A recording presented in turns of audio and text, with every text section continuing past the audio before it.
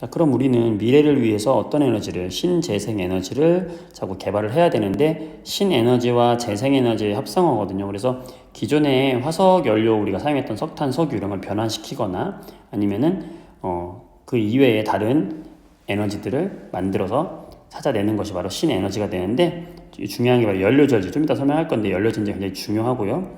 그 다음에 이런 석탄의 액화 및 가스와 수소에너지 중요하고요. 요 둘이 바로 신에너지가 되겠고, 재생에너지는 다시 사용할 수 있는 에너지를 말하는 것으로서 태양열, 태양광, 풍력, 수력, 그 다음에 이런 폐기물들도 바이오 지열 에너지도 다시 재생해서 사용할 수 있다. 그래서 석탄, 석유와는 다르게 고갈의 염려가 없는 것이 장점이고요. 특히 이산화탄소 CO2를 발생시키지 않는 게 중요합니다. 초기 투자 비용이 좀 많이 든다는 단점이 좀 있어요. 자, 해양 에너지를 먼저 보게 되면은 바닷물을 이용하는 에너지 방식인데, 파도를 이용하는 방식이 있어요. 파도. 이걸 조력 발전이라고 합니다. 그래서 밀물이 들어올 때, 이렇게 밀물이 들어올 때 여기 밑에 바닷물이 들어올 때 발전기에서 이 터빈을 돌리는 방식이에요. 터빈을 돌려서 이걸 이용해서 바로 전기 에너지를 만드는 방식을 말하는 게 되는 거거든요. 이게 바로 뭐다? 조력 발전이다. 대부분 이제 어디에서 많이 하냐면 우리 서해안에서 많이 해야 돼요. 왜냐면은 밀물, 썰물 조차가 좀 큰 곳이기 때문에 그래요. 그래서 밀물과 썰물이 매일 일어나고 그런 곳에서 발전할 수 있고, 저렴하다는 장점, 오랫동안 이용할 수 있다는 장점이 있어요. 그런데 처음 초기 건설비 좀 많이 들고, 서해안에 많이 갯벌이 있잖아요. 이 갯벌이 파괴되는 건 어쩔 수 없어요. 그래서 이런 장단점을 잘 보완해야 되고요. 파력 발전은 바로 파도가 칠 때, 마찬가지로 조력 발전하고 비슷한데, 파력 발전은 파도만 이용하는 것이고, 조력 발전은 여기서 밀물을 이용하는 거라고 보시면 되겠어요. 그래서 파도가 진행할 때 파도와 함께 해수면이 움직이는 구조를 만들어서 발전기 돌리는 걸 방식을 말하는 거예요. 똑같습니다. 연료비 들지 않고 이런 장점이 있는데 내구성이 좀 약하다 이런 것도 있겠네요.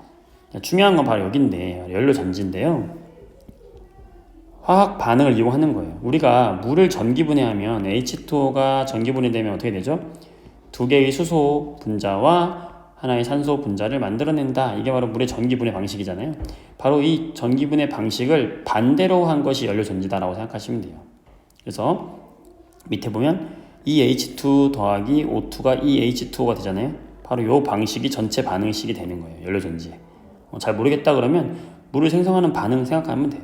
자, 그러면 이 반응이 어떻게 일어나냐면 여기서 일어나는 겁니다. 수소와 산소 기체를 넣어요. 연료전지 안에다가. 그러면 수소 기체가 이렇게 들어온단 말이야. 수소 기체가 H2가 들어와요. 들어오면서 이 H2가 두 개의 수소 분자가 들어와서요, 수소 이온으로 바뀌어요. 그러면 이제 수소 원자는 4개잖아요. 그러니까 4개의 이온으로 바뀐단 말이에요. 바뀌면 전자 하나씩 다 잃어버리니까 전자를 몇 개 잃어버리는 거예요? 4개의 전자를 잃어버린다고. 그럼 4개의 전자 잃어버린 4개의 전자가 여기를 전선을 타고 움직입니다. 전자가 이동하는 게 뭐예요? 바로 전기잖아. 그러니까 이쪽이 마이너스 극이 되고 여기서 전자가 이동을 하는 거예요. 그러면서 반대쪽 극으로 가요. 그럼 플러스 극으로 가는 거죠. 가면 이쪽에서 산소 기체가 이 전자를 먹는 거예요. 산소 기체가 전자 땡큐 하면서 여기에 산소 기체가 있고 여기에 수소 이온이 변형이 된 수소 이온과 함께 4개의 전자를 먹어서 이제 이게 2개의 물 분자를 만들어요. 이 과정이 하나는 위쪽은 마이너스 극에서 일어나고 아래쪽은 플러스 극에서 일어나면서 이 둘의 반응을 합치면 뭐가 되는 거예요? 바로 이게 되는 거다. 자, 이런 반응이 결국에는 전자를 주고 전자를 받는 이 과정이 일어나기 때문에 바로 화학 전지가 되는 거고, 이때 연료가 바로 수소와 산소가 된다. 이걸 뭐라고 하냐면 연료 전지라고 하는 거예요. 네, 전혀 공해가 없는 신에너지가 되겠죠. 네. 그래서 장점을 보게 되면 효율이 굉장히 높다는 게 있고 환경오염 문제가 없다는 장점이 있어요. 하지만 수소는 저장하기가 굉장히 힘들고 운반하기 힘들어요. 폭발의 위험성도 있고요. 네, 그래서 이번 수소 연료전지가 나왔고요. 지속 가능한 발전을 위해서 우리는 친환경 에너지 도시를 많이 만들어야 되겠다. 그래서 이런 도시도 있고 그때 이런 기술들을 발전시킨다. 그래서 현재 있는 자원을 이용하고 유지 비용이 적거나 없어야 하고 친환경적이면서 효율도 높아야 하고 이런 것들을 이용해서 우리가 지속 가능한 발전을 위해서 노력을 많이 한다라는 얘기가 되겠죠. 네, 여러분들이 한번 나머지 문제들 풀어보세요. 정리 잘 하시기 바랍니다. 수고했어요.